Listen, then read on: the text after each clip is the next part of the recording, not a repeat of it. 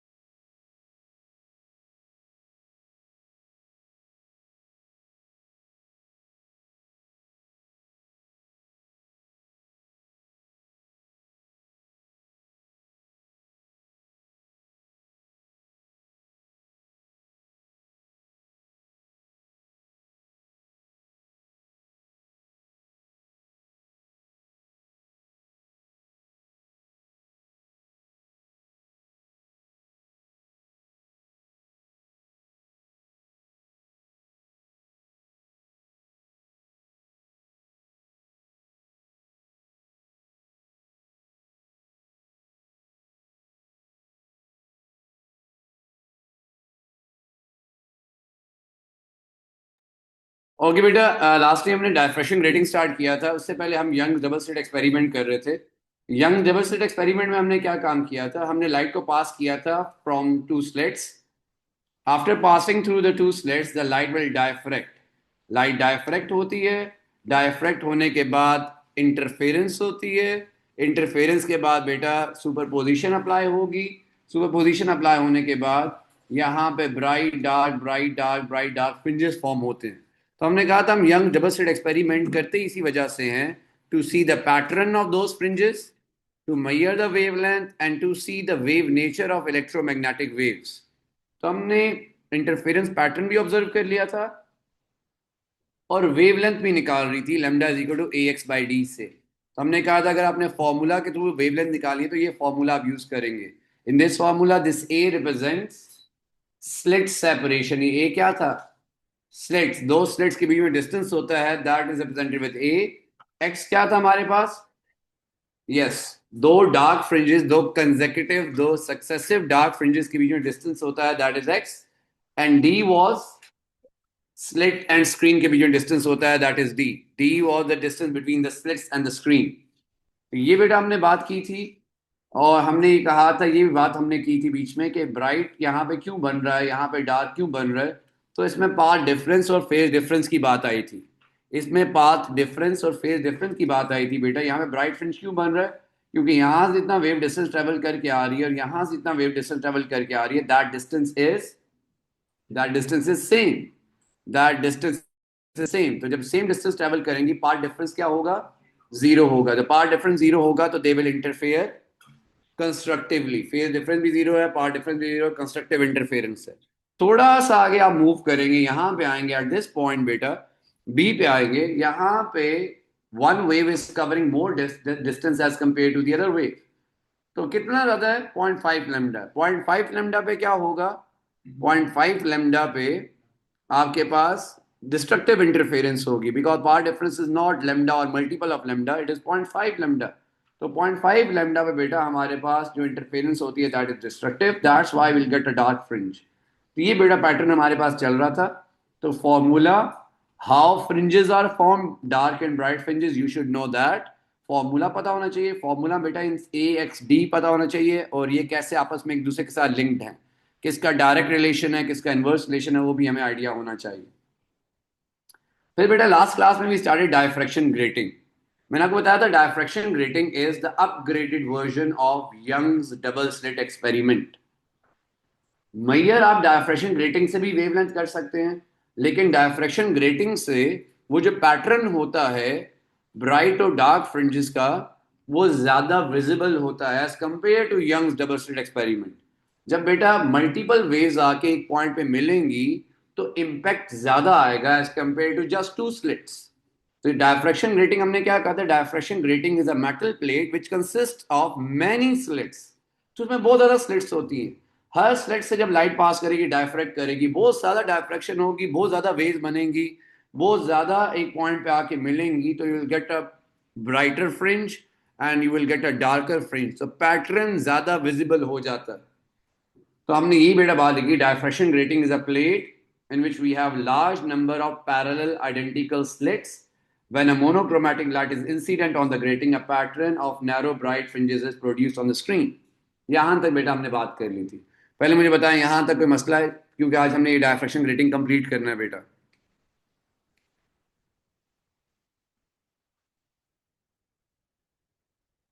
तो होगा वही बेटा, light will fall on the diffraction grating, it will diffract, they will interfere and bright and dark fringes are formed.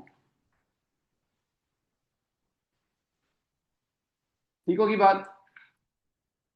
यहां तक बेटा बात कर ली. इसके बाद मैं आपको एक डिफरेंस बता रहा हूं. मैं आपको बता रहा था यंग डबल स्लिट एक्सपेरिमेंट में जो कैलकुलेशंस होती हैं, यहाँ पे जो कैलकुलेशंस होती हैं, में डिफरेंस क्या है. वहां पे आपको मैंने बताया था कि आप फ्रिंज स्पेसिंग मेजर करते हैं जिसे आप एक्स से रिप्रेजेंट करते थे. यहाँ पे इन केस ऑफ डायफ्रैक्शन ग्रेटिंग हम फ्रिंज स्पेसिंग, दो ब्राइट फ्रिंजेस के बीच डिस्टेंस मेजर नहीं कर सकते. क्यों नहीं कर सकते? क्योंकि वो डिस्टेंस अनइक्वल होता है. दो के बीच में कुछ और डिस्टेंस है, नेक्स्ट टू के बीच में कुछ और डिस्टेंस है, तो इक्वल तो नहीं है ना. तो हर किसी के लिए आप अलग अलग भी नहीं ले सकते. तो इसका ऑल्टरनेटिव हमारे पास क्या है? क्या ऑल्टरनेट है हमारे पास इसका कि हम फ्रिंज स्पेसिंग अगर नहीं मेजर करेंगे तो क्या मैंने कहा था, क्या मेजर कर लें आप? एंगल. मैंने कहा था कि आप मेजर कर लें angle of first bright fringe from the centre. First bright fringe centre से फर्स्ट ब्राइट फ्रिंज का एंगल क्या है वो आप मेजर कर लें. मैंने आपको एक डायग्राम दिखाई थी बेटा. उस डायग्राम में, दिस डायग्राम, तो यहां पे आपके सामने एंगल लेबल हुआ हुआ है बेटा. यहां पे आपके सामने एंगल लेबल्ड है. या आप एंगल मेजर कर लेंगे तो आपके पास वेवलेंथ निकल सकती है. तो इंस्टेड ऑफ मेजरिंग, पहले हम क्या कर रहे थे? पहले हम ये वाला काम कर रहे थे. ये ब्राइट है, ये ब्राइट है, इसमें डिस्टेंस मेजर कर, जिसे आप एक्स कह रहे थे यंग डबल स्लिट एक्सपेरिमेंट में. ये थे फ्रिंज स्पेसिंग, ब्राइट और ब्राइट के बीच में डिस्टेंस. अब हमने कहा क्योंकि डिस्टेंस अनइक्वल होता है, सो इट्स नॉट गुड. हमारी वेवलेंथ के लिए फायदा नहीं है, हमारी वेवलेंथ सही नहीं आएगी. सो हम क्या करते हैं, हम एंगल्स मेजर करते हैं. एंगल कहाँ से मेजर करते हैं?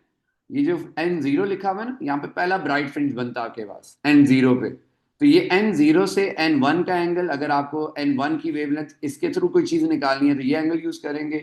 n2 के लिए बेटा आप ये एंगल यूज करेंगे. तो instead of measuring the fringe spacing we will measure the angles. That's it. और एंगल कहाँ से मेजर करने हैं? रेफरेंस लाइन जो है वो मिडिल वाली है. आपने सारे के सारे एंगल्स मेजर करने हैं मिडिल से. तो रेफरेंस लाइन बिल्कुल बेटा मिडिल में है, आपने सारे एंगल वहीं से मेजर करने हैं. तो बेटा अब पहला पॉइंट आप यही लिखेंगे कि क्या कह रहे हैं, in diffraction grating,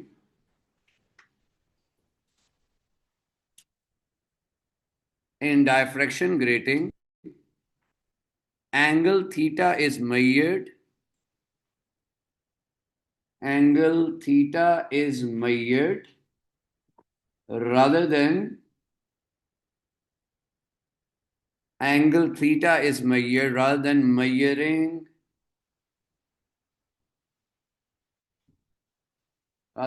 the separation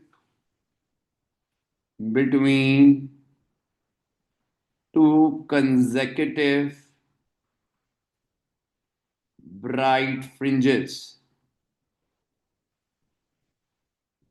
दो consecutive bright fringes की जगह पे, उनका डिस्टेंस मेजर करने की जगह पे you will measure the angle.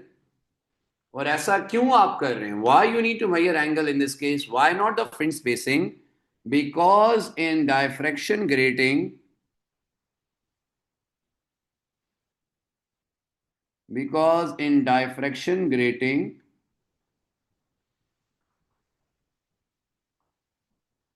angles are much greater,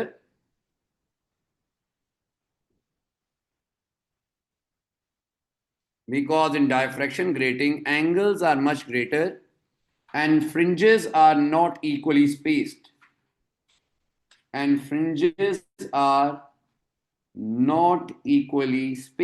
That's why you need to measure the angle. एक तो एंगल बड़ा है, इजीली मेजर किया जा सकता है बेटा. एंगल की वैल्यू ज्यादा है, इजीली मेजर कर सकते हैं.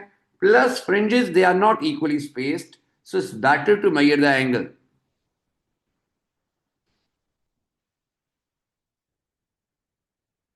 ठीक होगी बेटा बात. और फ्रिंजेस को in case of diffraction grating हम मैक्सिमा भी कह रहे होते हैं, मैक्सिमास एंड मिनिमास। जो ब्राइट फ्रिंज होती है ना वो मैक्सिमा है। मैक्सिमा क्यों कह रहे हैं? क्योंकि वहां पे आके एम्पलीट्यूड्स ऐड हो जाते हैं। मैक्सिमम मैक्सिमम हो गया ना। और जो डार्क फ्रिंजेस होते हैं उन्हें आप क्या कह रहे होते हैं? मिनिमा। मिनिमा मींस कि मिनिमम एम्पलीट्यूड। मिनिमम एम्पलीट्यूड कब होता है? जब डिस्ट्रक्टिव इंटरफेरेंस होती है, डार्क फ्रिंज बनती है, कैंसिल आउट कर देते हैं एक इफेक्ट को। So the fringes are also referred as, fringes भी कह सकते हैं, कहीं मैक्सिमा लिखा हो तब भी बेटा हमें पता होना चाहिए। Fringes are also referred as maxima. तो मैक्सिमा बेटा कह रहे होते हैं, fringes are also referred as maxima. और जो सेंट्रल फ्रिंज होती है, ये बीच वाली, इसे आप कहते हैं जीरोथ ऑर्डर मैक्सिमा। ये बीच जीरो लिखा हुआ है ना आपके पास डायग्राम में, नजर आ रहा है कि बीच वाली है बिल्कुल, जिसमें जहां सारा डिस्टेंस, हर वेव से डिस्टेंस सेम होगा हमारे पास, जहां पे पार डिफरेंस हम कहते हैं जीरो हो जाता है। तो यहाँ एन जीरो पे एन जीरो लिखा हुआ है, इसे हम कहते हैं zeroth order maxima. The central fringe, the central fringe is called zeroth order maxima. The central fringe is called zeroth order maxima. Next fringe will be, next fringe क्या हो जाएगी? नेक्स्ट ब्राइट फ्रिंज को क्या कहेंगे? Next fringe will be, क्या कहेंगे? First order maximum. Yes. फिर आगे second, third, fourth, first order maximum. इस तरह बेटा नाम भी रखे हैं वो, first order, second order, basically first bright fringe, second bright fringe, third bright fringe and so on. और जितना जैसा पैटर्न ऊपर नजर आएगा ना जीरो से ऊपर, उसी तरह का पैटर्न आपको जीरो से नीचे भी नजर आएगा। तो हम कहते हैं pattern on both sides is symmetrical. Symmetrical pattern है हमारे पास। जिस तरह आपको जीरोथ ऑर्डर से ऊपर पैटर्न नजर आएगा बेटा, उसी तरह का ऑर्डर आपको जीरोथ ऑर्डर मैक्सिमा से नीचे नजर आएगा। The pattern on both sides, the pattern on both sides, the pattern on both sides of zeroth order maxima, pattern on both sides of zeroth order, zeroth maxima is symmetrical. Symmetrical pattern है बेटा हमारे पास। ऊपर अगर दो मैक्सिमाज है, नीचे भी दो होंगे। ऊपर थ्री मैक्सिमाज है, नीचे भी थ्री होंगे। ऊपर फोर मैक्सिमाज है, नीचे भी फोर मैक्सिमाज होंगे। और काम बेटा वही हो रहा है सारा जो यंग्स डबल स्लिट एक्सपेरिमेंट में हुआ। इंटरफेरेंस हो रही है, कंस्ट्रक्टिव हो रही है, वहां पे मैक्सिमा बन रहा है। ब्राइट फ्रिंज बन रही है, जहां पे डिस्ट्रक्टिव हो रही है वहां पे मिनिमा बन रहा है। डार्क फ्रिंज बन रही है। ठीक होगी बात? कोई मसला है इसमें? मुझे साथ साथ बता जाना बेटा, because this topic is very important. अभी आप क्वेश्चन देखेंगे तो you see a lot of questions. ठीक है, तो ये डायग्राम दोबारा से देख लें, डायग्राम दोबारा से ड्रॉ कर लें, ऐसे लेबल भी कर लें। नजर आ रहे हैं ना बेटा? जीरो मिडल वाला है, उसके ऊपर वन टू थ्री, और इस तरह स्क्रीन जो होती है ना सही कर्व्ड होती है, three four five six seven. यहाँ पे भी इसी तरह चल रहे होंगे। सेवन अगर ऊपर हैं, सेवन ही नीचे होंगे। बिल्कुल सिमेट्रिकल हमारे पास जो है पैटर्न बनता है बेटा। जितने ऑर्डर्स ऊपर होंगे, जितने मैक्सिमाज ऊपर होंगे, उतने ही मैक्सिमाज नीचे भी हैं बेटा।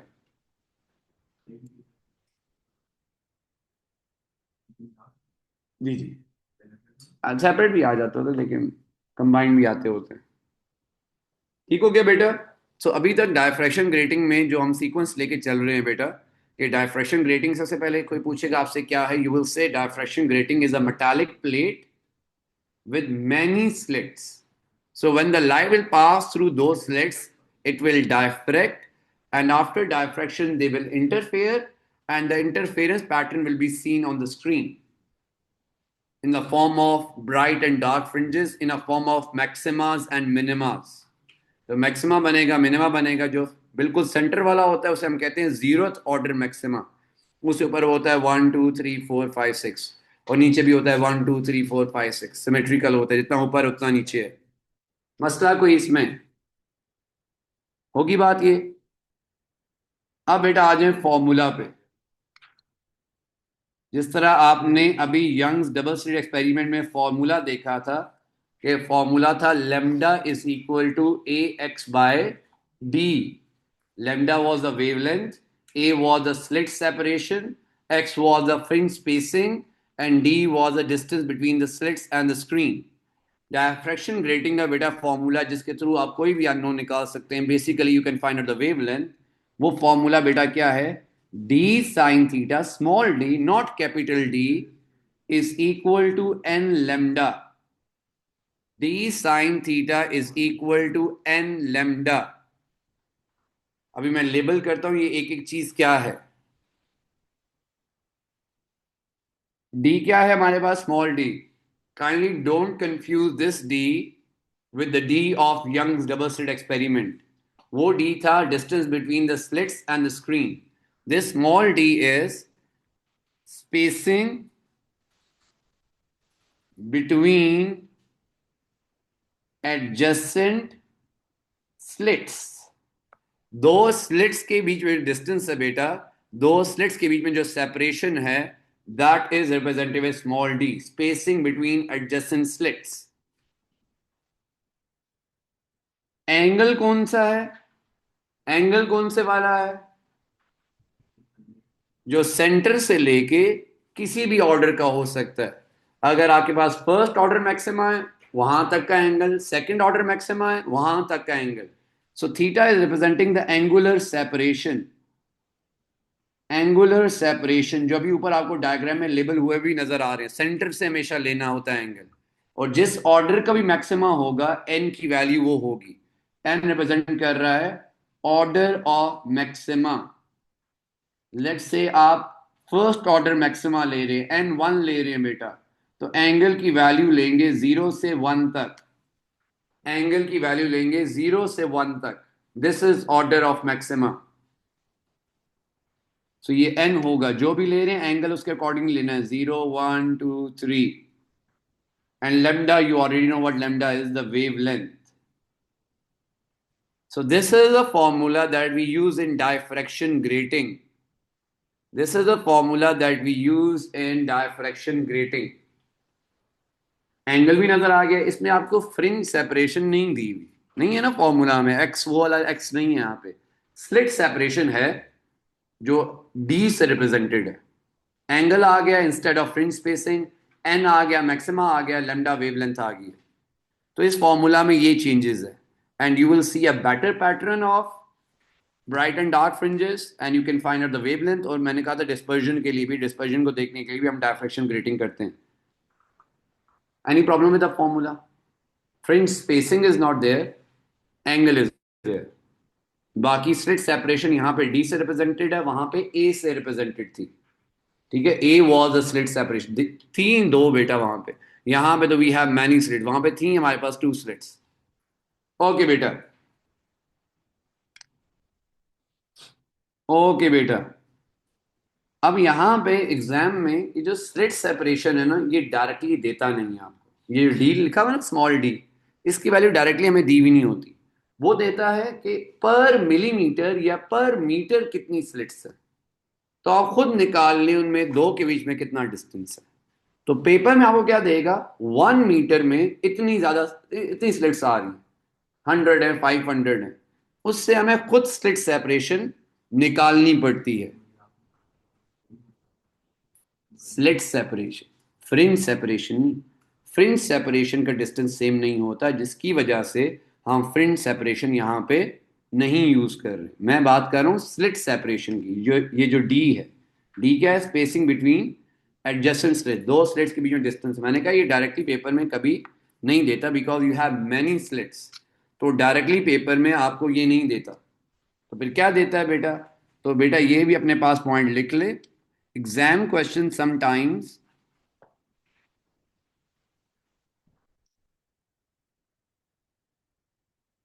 क्या देगा आपको? Sometimes state the lines per metre, the lines per metre या पर मिलीमीटर, लाइंस का क्या मतलब है? वही स्लिट्स पर metre, per millimetre, per centimetre दे देगा बेटा आपको ऑन द ग्रेटिंग। तो आपको बता देगा 1 मीटर के अंदर इतनी स्लिट्स हैं। इससे रिप्रेजेंट कर रहे होते हैं, which is represented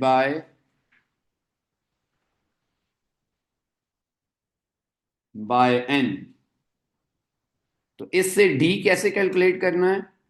D can be calculated by, अगर आपको डी चाहिए, because in the formula you will use d, so d, small d calculate करने के लिए आप क्या करेंगे? 1/n करेंगे।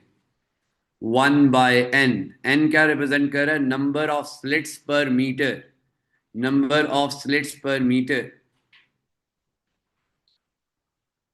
नंबर ऑफ स्लिट्स पर मीटर बेटा बता रहा है।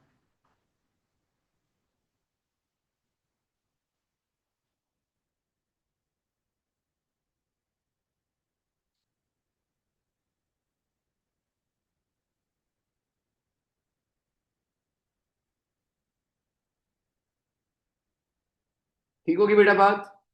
तो ये भी वैसे हमें यंग डबल स्लिट एक्सपेरिमेंट में ए होता है, वो ए डायरेक्टली दिया होता है क्योंकि होती ही 2 स्लिट्स हैं बेटा।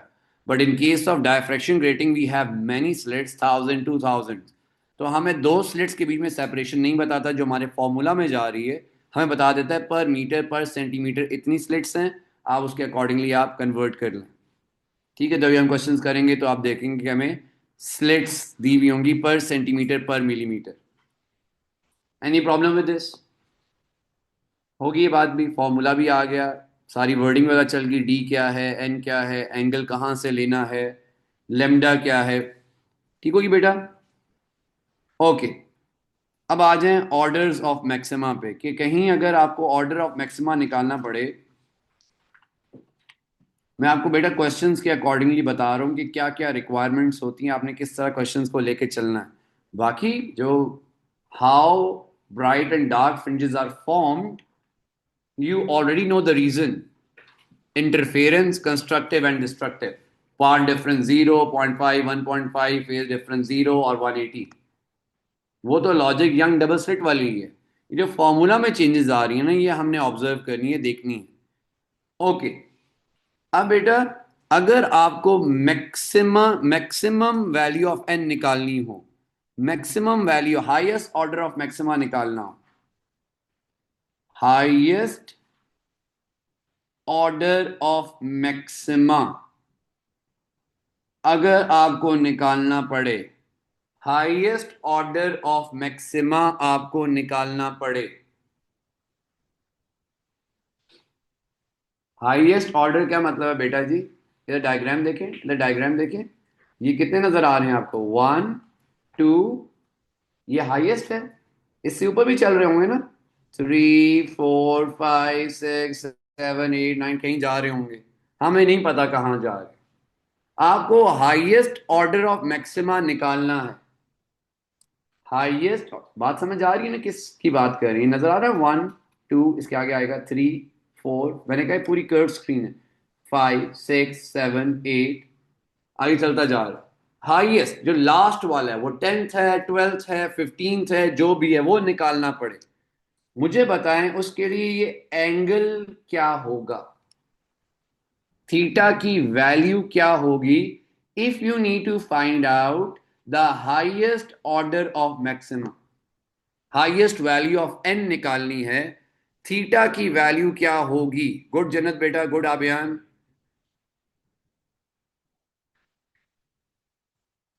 It's not 360, it's not 180, it is 90। Yes बेटा जी, आखिरी, अब खुद सोचे बेटा, यहां से पीछे तो नहीं जाएगा ना, यहां तक मैक्सिमम जा सकता है, तो यहां तक एंगल आपका जीरोथ ऑर्डर से क्या बनेगा? 90 बनेगा, बनेगा ना 90। तो ये आपको बताएगा नहीं कि एंगल क्या है, ये आपको खुद पता होना चाहिए कि जो लास्ट वाला है वो बिल्कुल एंड पे आ रहा है, यहाँ बिल्कुल स्क्रीन के यहाँ पे आ रहा होगा कहीं, क्योंकि इससे पीछे तो नहीं जा सकता ना।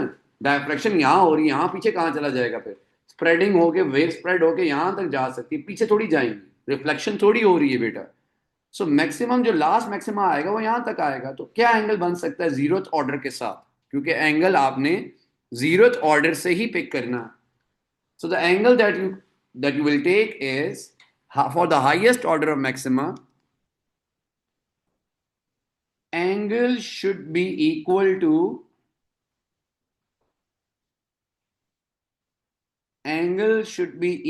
to 90 degree. तो आपने जो फॉर्मूला लिखा बेटा d sin theta equal to n lambda, अगर आपको n मैक्सिमम वाला चाहिए, मैक्सिमम वाला लास्ट वाला, कि लास्ट वाली n की वैल्यू क्या होगी, मैक्सिमम चाहिए, तो एंगल की जगह पे कोई बताने नहीं वाला एंगल ये लेना है आपने। आप कहेंगे मुझे एंगल पता ही नहीं है, एंगल आपको पता होना चाहिए खुद से। तो साइन 90 पे वैल्यू क्या होती है? Simple math, sine 90 is 1। तो बेसिकली हमारा फॉर्मूला क्या हो गया, एन मैक्स के लिए ये फॉर्मूला रह गया। तो अगर आपने लास्ट मैक्सिमा निकालना है बेटा तो डी बाय लेमडा कर दे, दैट्स इट। तो बताने की बात ये है, ये फॉर्मूला आपको खुद भी बना के वो दे सकता है, पता हो ये फॉर्मूला में एंगल कहाँ गायब हो गया, पता हो एंगल 90 है एंड एंगल 90 साइन 90 इज 1। ठीक होगी बेटा बात? ये क्वेश्चन में हमें यूज करनी है। और ये भी मैंने बता दिया, क्वेश्चन में अगर डी डायरेक्टली गिवन नहीं है तो आपको 1/n करना पड़ेगा। n is the number of slits, number of lines per metre per millimetre per centimetre. ठीक होगी बात? इसमें कोई मसला? Yes those who are online बेटा, ये मैं सारी वो बातें बता रहा हूँ जो आपने क्वेश्चन में न्यूमेरिकल प्रॉब्लम में खुद से यूज करनी होंगी, वो आपको बताएगा नहीं ये सारी चीजें। ठीक होगी बात? अब एक और बात, अब वो एक और बेटा चीज पूछता है कि टोटल मैक्सिमास कितने बन रहे हैं, टोटल कितने बने, टोटल। टोटल का मतलब है ऊपर और नीचे कंबाइन करके सारे। लेट्स से यहां से आप एन मैक्स की वैल्यू निकाल लेते हैं, मैं एग्जांपल दे रहा हूं, एन मैक्स की आपने वैल्यू निकाल लेते हैं 15 फॉर एग्जांपल। डी और लेमडा, यस 15 आ रहा है, एन मैक्स मैक्सिमम कहां तक जा रहा है, 15 तक जा रहा है। क्या आपका आंसर 15 है? 15 का मतलब ये है बेटा 1, ये है 2, इधर होगा 3 4 5 6 7 8 9 10 11 12 13 14 15, लास्ट वाला 15th मैक्सिमा है। क्या आपके टोटल मैक्सिमा 15 है?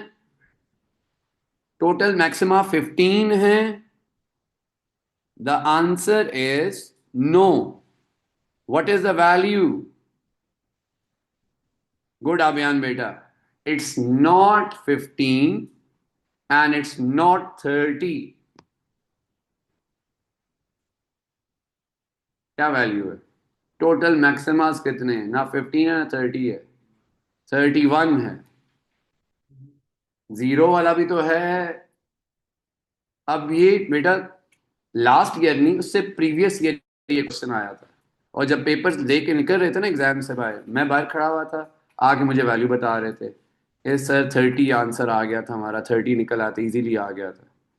अब मुझे पता था कि इवन नंबर में कभी वैल्यू हो ही नहीं सकती। 20 कोई कह रहा है, 30 कह रहा है, 30 20 तो कभी हो ही नहीं सकता, एक ज्यादा होना चाहिए। वही मिस्टेक की थी जब भी पेपर, अब आप देखेंगे बिल्कुल जनरल मिस्टेक होती है कि हमें पता हो तो ऊपर 15 है, ये 15 नीचे 15, okay 30 answer. 30 is not your answer. When he is saying कि you need to find out total maximas, तो ऊपर वाले भी नीचे वाले भी प्लस जीरो वाला कौन काउंट करेगा? ये भी तो मैक्सिमा है ना ब्राइट फ्रिंज, ये भी। तो ये होगा बेटा 31, 31 हो जाएगा हमारे पास। तो बेटा जी, so to find the total maximas, not the highest, to find the total number of maximas,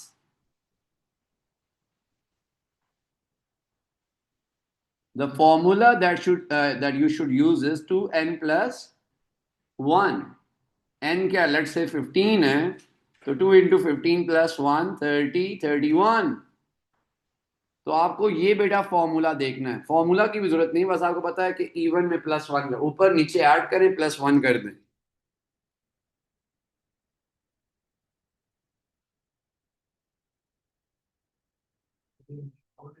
ये हमेशा ऑड आएगी, टोटल नंबर हमेशा ऑड आएगा। क्या आप खुद सोचें, ऊपर 10 है नीचे 10 है, 20 हो गए, एक ऐड करेंगे 21, ऊपर 4 है नीचे 4 है, 8 हो गए, प्लस 0 वाला ऐड करके 9 हो जाएंगे। नहीं ना, जितने ऊपर हैं उतने नीचे हैं ना, तो नीचे भी कितने होंगे? 9 + 9 क्या होगा? 18 + 1 ऑड। ऐसा तो नहीं ऊपर 9 है नीचे 10 है, ऐसा तो नहीं होने वाला। जितने ऊपर है सिमेट्रिकल, हमने यही बात देखी, सिमेट्रिकल है। ऊपर जितने नीचे उतने ही होंगे, चाहे वो 9 9 है, चाहे वो 8 8 है, चाहे वो 10 10 है, चाहे वो 15 15 है, सेम ही होंगे। +1 करेंगे 0th ऑर्डर के लिए। ठीक होगी बात ये भी? तो एक और बेटा ये चीज क्वेश्चंस के लिए आपको याद रखनी है कि एन मैक्स निकालना हो, d/λ एंगल 90 है। टोटल नंबर ऑफ मैक्सिमा निकालने हो, कितने आपके पास ब्राइट फ्रिंजेस बन रही हैं ऊपर नीचे और जीरो को कंबाइन करके 2n+1। ठीक होगी बात? अब कभी कभी बेटा एन की वैल्यू आ जाती है, आपने एन कैलकुलेट किया, जैसा मैंने अभी एन की वैल्यू क्या लिखी हुई है, 15 15 लिखी हुई है ना। कभी कभी वैल्यू आ जाती है, एन की वैल्यू आ जाती है लेट्स से 2.7। अब ये कैसा मैक्सिमा है कि 2.7 वैल्यू है, या 2 होनी चाहिए या 3 होनी चाहिए? ये 2.7 एन की कौन सी वैल्यू है?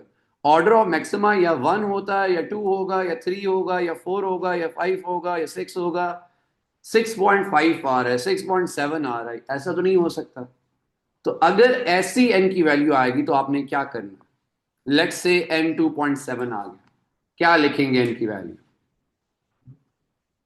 राउंड ऑफ करेंगे, क्या करेंगे, क्या लिखेंगे? 3 तो नहीं लिखेंगे, 2 लिखेंगे, क्योंकि 3 वाला तो वो तो ज्यादा है, वो तो अभी पहुंचे नहीं वहां तक। जो प्रीवियस होता है वही आपका लास्ट है। तो 2.7 अगर आ रहा है, ये नहीं कि आप मैथ्स यूज करके 2.7 को राउंड अप करके 3 कर देंगे।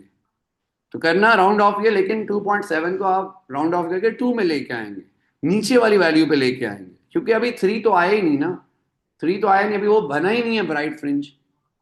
तो ब्राइट फ्रिंज अगर बना नहीं है तो आप कैसे कह सकते हैं इनकी वैल्यू 3 है? लेकिन जो बना हुआ है, जो प्रीवियस जो बना हुआ है वो 2 वाला है। तो वहां बेटा आपको क्या करना पड़ेगा? राउंड ऑफ करना पड़ेगा। सो बेटा इफ ये लिख लें अपने पास, अब ये भी अगेन क्वेश्चन के लिए बता रहा हूँ, जो आप मिस्टेक्स, वैसे तो फॉर्मूला है, फॉर्मूला वैल्यू पुट करेंगे तो आंसर आना शुरू हो जाएंगे। तो ये वो भी चीजें बता रहा हूँ जो बेटा आप कॉमन मिस्टेक्स करते हैं। So if n is calculated as 2.7, then n should be equal to 2 is the highest order visible। उससे अगले वाला तो भी नजर ही नहीं आ रहा होगा, वो 3 पे नजर आएगा जाके, तो आप कैसे वैल्यू 3 कह सकते हैं बेटा? तो अगर n की वैल्यू 2.7 आ रही है, या 2.3 आ रही है, 2.4 आ रही है, 2.5 आ रही है, तो अगर वो होल नंबर में नहीं है तो बेटा वापस लेके आए उससे, वापस लेके आए, लोअर वैल्यू पे लेके आए उससे।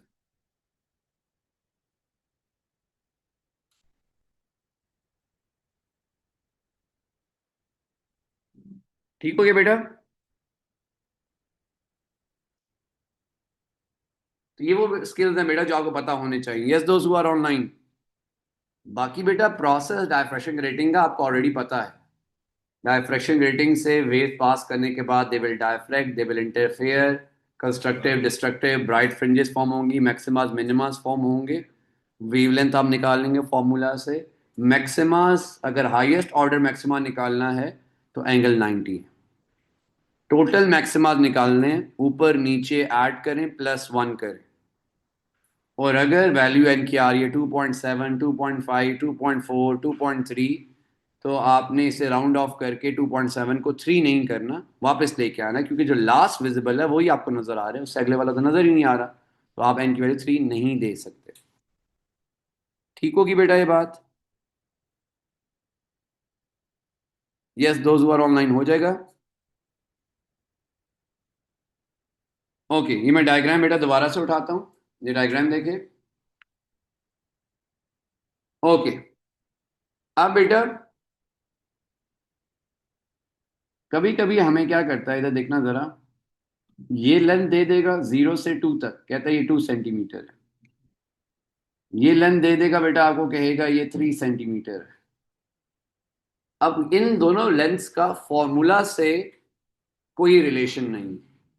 क्या n0 से 2 तक लेंथ हमारे फॉर्मूला में यूज होती है, जो अभी हमने डायफ्रैक्शन रेटिंग का फॉर्मूला लिखा? नहीं। क्या ये स्लिट्स और स्क्रीन के बीच में डिस्टेंस है, क्या ये हमारे फॉर्मूला में, डायफ्रैक्शन रेटिंग के फॉर्मूला में यूज होता है? नहीं। तो फिर ये हमें दो वैल्यू दे क्यों रहा है? दे क्यों रहा है बेटा? एंगल निकाल सकते हैं इससे, क्योंकि बेटा ये बन जाएगी आपके पास राइट एंगल ट्रायंगल। तो राइट एंगल ट्रायंगल बनेगी, आपको परपेंडिकुलर दिया हुआ है, बेस दिया हुआ है, तो आप क्या यूज करेंगे? tan theta is equal to perpendicular over base. तो आप थीटा की वैल्यू, अब ये थीटा टू जो आपको नजर आ रही है, थीटा टू आप निकाल सकते हैं इस तरह से भी बेटा। तो थीटा टू आप परपेंडिकुलर की वैल्यू पुट करें, tan इनवर्स 2/3 करेंगे तो आगे बाद थीटा टू की वैल्यू आ जाएगी। तो बेसिकली बेटा अगर ये वैल्यूज दी होंगी तो ये भी घबरा जाते हैं हम लोग कि इसका क्या काम है हमारे पास, इस वैल्यू का क्या काम है हमारे पास। तो क्योंकि फॉर्मूला में तो यूज नहीं हो रही दोनों वैल्यूज, तो बेसिकली जब ये दो वैल्यूज दी होती है इसका मतलब है आप एंगल निकाल सकते हैं, you will get a right angle triangle. तो आप इससे एंगल फाइंड आउट कर सकते हैं। ठीक होगी? तो ये बेटा आपको डायफ्रैक्शन ग्रेटिंग के लिए ये चीजें रिक्वायर्ड होती हैं। ये चीजें अगर आपके पास होंगी आप इजीली कोई भी क्वेश्चन आएगा आप सॉल्व कर सकेंगे। सही है? ओके, अब एक क्वेश्चन जरा जरा सॉल्व करें, इसे अप्लाई करें जरा, फिर हम आगे बात करते हैं। जो लास्ट चीज है डिस्पर्जन देखनी है हमने, तो हम डिस्पर्जन देख लेते हैं बेटा। अब ये क्वेश्चन है हमारे पास,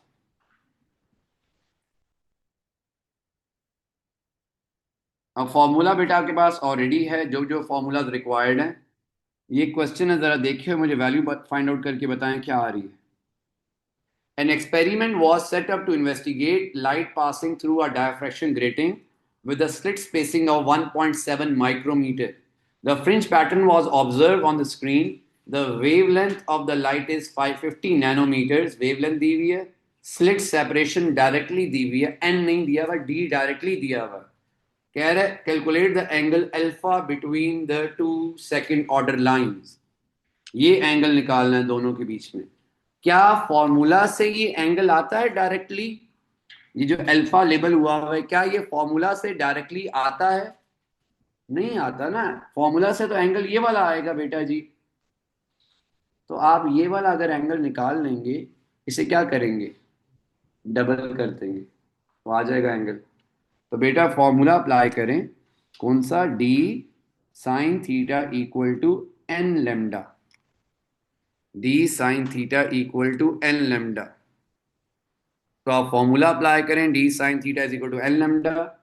डी उसने डायरेक्टली दिया हुआ है स्लिट सेपरेशन कंजेक 1.7 माइक्रो 10⁻⁶ होता है। एंगल निकालना है, कौन सा एंगल निकालने जा रहे हैं बेटा? सेकंड ऑर्डर के साथ। तो एन की वैल्यू क्या होगी? 2 है, सेकंड ऑर्डर का निकाल रहे हैं। और वेवलेंथ दी हुई है 5। हाँ, बीटा लिख दें, बीटा बेशक लिख दें। 2 हमने हमें 2 आ गया maxima, and wavelength is 550 nano means 10⁻⁻9 metres. 10⁻⁻9 metres.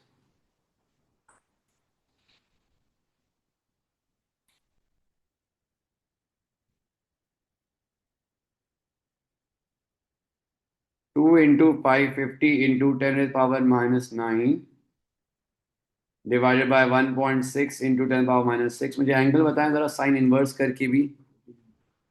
40 point sine theta की वैल्यू क्या है? 0.65 आ रही है, 0.65 आ रही है। और साइन इनवर्स 0.65 करेंगे तो क्या आ रहा है? 40.3 डिग्री। तो 40.3 कह रहे हैं आ रहा है, चेक कर लें बेटा। 40.3 ये आपका फाइनल आंसर नहीं, ये तो सेकंड ऑर्डर मैक्सिमा का एंगल है। ये तो सेकंड ऑर्डर मैक्सिमा का एंगल है आपके पास।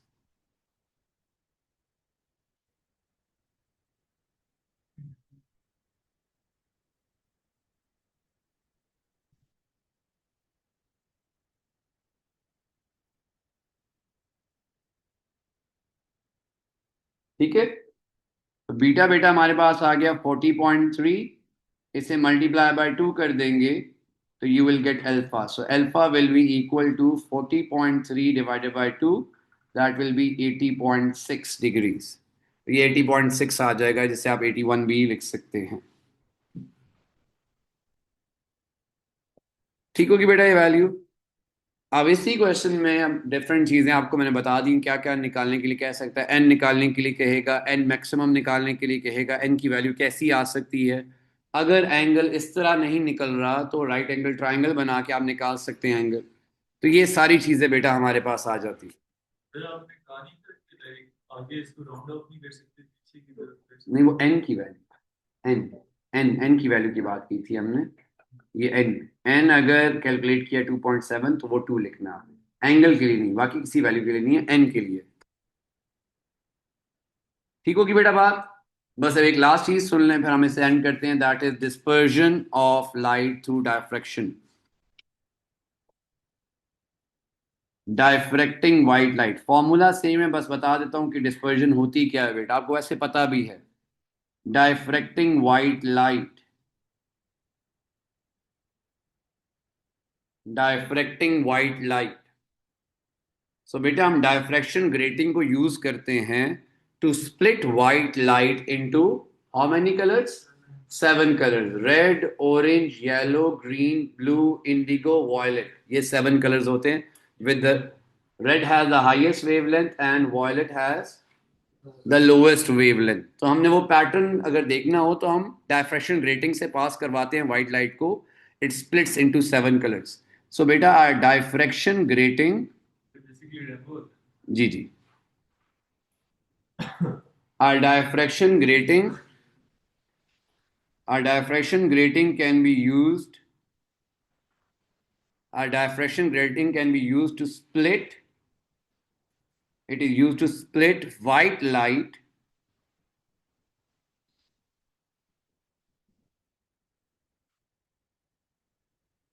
into 7 colors.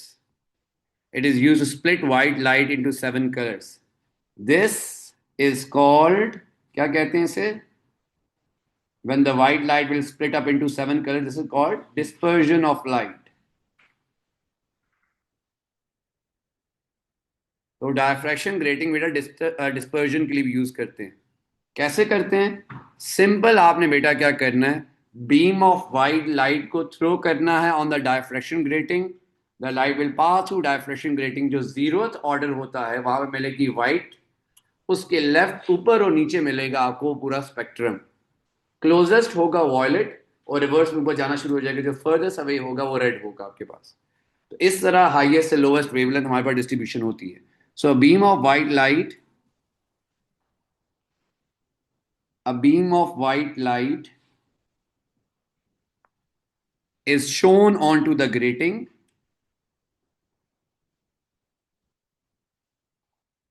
is shown onto the grating,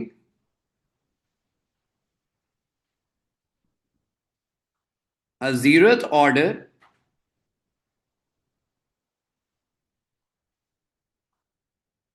a zeroth order maxima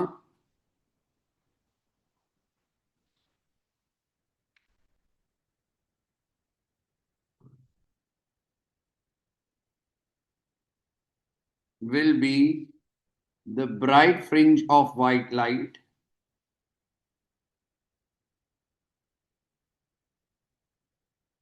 उसके ऊपर नीचे क्या होगा, on either side a series of colors spectrum will appear with violet closest to the center and red furthest away.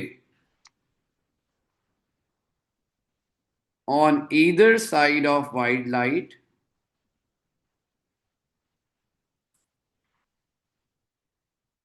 on either side of white light, a series of spectra, है। ये इस तरह की डेफिनेशन नहीं आती। पूछेगा आपसे कि क्लोजेस्ट कौन है, फर्देस्ट कौन है, जीरोथ ऑर्डर पे क्या बन रहे थे, छोटी छोटी चीजें बीच में 1 1 मार्क की पूछ रहा होता है। So on either side of white light a series of spectra will appear with violet closest to the center, yes,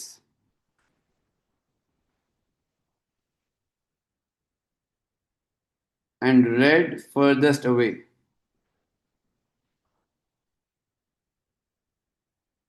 That's it. Formula same है बेटा, किसी की वेवलेंथ निकाल सकते हैं आप, वो प्रॉब्लम नहीं है हमें। तो ये कहानी सब पूरी डिटेल में आपसे नहीं पूछेगा, इसमें कोई पॉइंट पूछेगा कि वाइट लाइट जब डायफ्रैक्शन रेटिंग से पास करते हैं तो क्या होता है, you will say dispersion of light होती है।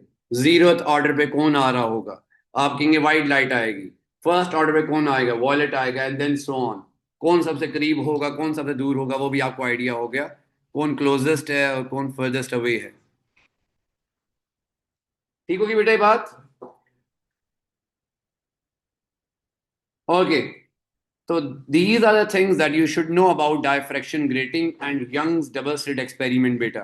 इन दोनों एक्सपेरिमेंट से ही बहुत ज्यादा क्वेश्चंस आते हैं बेटा। दोनों के फॉर्मूलाज, दोनों के रिलेशंस, और जो जो मेन पॉइंट्स हमें क्वेश्चन सॉल्व करने के लिए रिक्वायर्ड होते हैं वो आपको पता होने चाहिए। ठीक होगी बेटा ये बात। ओके, मैं आके पेपर आपको वापस कर देता हूँ बेटा। जो आपने मॉक्स दिए थे ऑनलाइन वालों को बेटा मिल जाएंगे। काइंडली अपनी मिस्टेक्स बेटा देखनी है आपने। मैं बेटा आपको कह ही सकता हूँ, मैं आपका हाथ पकड़ के नहीं बता सकता। आप खुद मेच्योर हैं, आपको खुद पता है कि आपको क्या ऑप्शन पिक करना है, कौन सा ऑप्शन आपके लिए बेहतर है, किस साइड पे आपने जाना है। आपने खुद डिसीजन लेना है बेटा। अब आपके पेरेंट्स भी आपके पीछे नहीं भाग सकते, मैं भी आपके पीछे, सिर्फ आपको कह सकता हूँ। आप मेरे से कोई एडवाइस लेने आएंगे या कोई गाइडेंस लेने आएंगे, मैं बता दूंगा आपको। लेकिन बेटा वो नहीं होगा मैं आपका हाथ पकड़ के आपको बिठाऊं और आपसे कहूं आप ये वाला क्वेश्चन सॉल्व करें, ये वाला क्वेश्चन सॉल्व करें। आपको आइडिया दे सकता हूँ हर चीज़ का, गाइडलाइन दे सकता हूँ, लेकिन बेटा आपने खुद रिस्पॉन्सिबिलिटी लेनी है। तो आप में से कुछ लोग हैं, कुछ लोग लेट आते हैं, कुछ लोग कभी आते हैं कभी नहीं आते। मैंने आपको पहले ही बताया था, इससे बेहतर यही है बेटा कि आप ये सेशन ना लें। एक जहाँ अगर आप कहीं कॉलेज में पढ़ रहे हैं वहीं पे फिर कॉन्सेंट्रेट, किसी एक साइड पे कॉन्सेंट्रेट करें, क्योंकि आपके इस पूरे प्रोसेस का एट दी एंड कोई फायदा नहीं होगा। आप अपनी एनर्जी, अपना टाइम, अपने पैसे सब वेस्ट कर रहे हैं बेटा। किसी चीज़ का कोई फायदा नहीं होगा। अभी है ना, अभी 2 मंथ्स बाद पेपर है, रिजल्ट आएगा, अगेन फिर आप उसी डिस्कशन में पड़ जाएंगे, रीटेक दे दें, इम्प्रूव कर लें, यूनिवर्सिटी में एडमिशन हो जाएगा, इक्वलेंस क्या बन रही है। तो इस सारे क्वेश्चन से बचने के लिए बेटा अभी टाइम है आपके पास मेहनत करने का। और आपको पता है कि आपके वीक एरियाज क्या हैं। लेट्स से आपको में से कुछ लोग कहते हैं कि एमसीक्यूज वीक है, तो फोकस ऑन एमसीक्यूज। दिन में 10 करें, 15 करें, 20 करें, लेकिन बैठ के करें तो सही ना बेटा। और एमसीक्यूज करने का तरीका क्या होता है कि मैंने आपको बताया हुआ, एक एक स्टेटमेंट को उठाएं, उसे एक्सप्लेन करें, उसकी रीजन माइंड में रखें, क्या why this statement is right, why this statement is incorrect. तो आपको आइडिया होना चाहिए। ठीक है, तो मैं भी आपको बेटा वापस करता हूँ। काइंडली अपनी मिस्टेक्स देखें, पेपर खोलें, बैठें। थोड़ी सी आपको, बेशक थोड़ी शर्म आएगी आपको अपना पेपर देखते हुए कि ये मैंने किया क्या है, लेकिन आपको बैठना है, देखना है, अपनी मिस्टेक्स देखनी है, उस पर एनालिसिस करना है। मैंने आपको पहले बताया था, आप देखें क्या कॉन्सेप्ट वीक है आपका, कोई चीज़ मेमोराइज करनी थी आपने मेमोराइज नहीं की हुई, फॉर्मूला गलत अप्लाई कर दिया, कैलकुलेट करते हुए कैलकुलेटर में वैल्यू गलत पुट कर दी, सोचना इस तरह स्टार्ट करना था, मैंने उल्टा स्टार्ट किया। वो साथ साथ लिखें अपनी मिस्टेक्स, ताकि नेक्स्ट टाइम बेटा मिस्टेक्स रिपीट ना हो। ठीक है, तो मैं आपको वापस करता हूँ, ये नेक्स्ट सैटरडे को हम ये वाला मॉक डिस्कस करेंगे बेटा। ये जो आज आपको मिल रहा वापस, आपके पास पूरा वीक है, बैठें देखें क्या क्या मिस्टेक्स आपने की हैं, ताकि फिर हम नेक्स्ट क्लास में, नेक्स्ट वीक में, नेक्स्ट सैटरडे को हम इसे डिस्कस करें, ताकि वो वाला चैप्टर हमारा क्लोज हो जो हमने ऑलरेडी काम कर चुके हैं, वो हमें आता हो, ताकि हम वेज पे फोकस करें, आगे करंट इलेक्ट्रिसिटी आ रहा है उस पर फोकस करें हम, ताकि वो वाली बातें हम खत्म कर दें, वर्क पावर एनर्जी में या डिफॉर्मेशन ऑफ सॉलिड में क्या चल रहा है। ठीक होगी बात। ओके। ओके बेटा, ऑनलाइन वाले यू गाइस कैन लीव। आपको मैं दे देता हूँ, जिनको ऑनलाइन बेटा जिन्होंने पेपर दिया था उन्हें मिल जाएगा बेटा वापस। अल्लाह हाफिज बेटा।